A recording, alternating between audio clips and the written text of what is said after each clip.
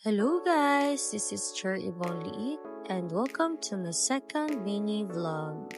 Pumunta nga kami ngayon dito sa Fab's Oven, Divisoria, Santiago City, Isabela. Actually, hindi na nga ito ang first time ng pagpunta ko dito sa place na to. Kung bibilangin ko nga ay pang fourth time ko na nga ito.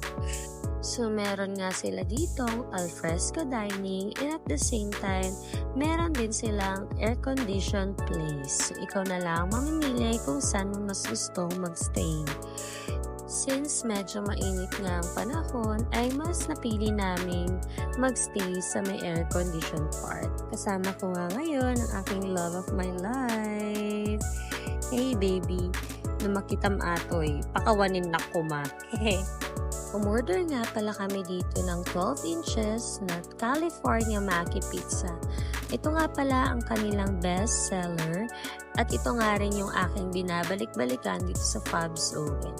And our drinks, house blend, fruit tea, and winter melon milk tea. Nansari nga namin ni Jowa ngayon at nag-celebrate lang kami ng very light. And feeling nga namin deserve namin to after ng 1 week na pagkikipagbakbakan sa school. Hindi naman halata sa boses ko, no? Charot!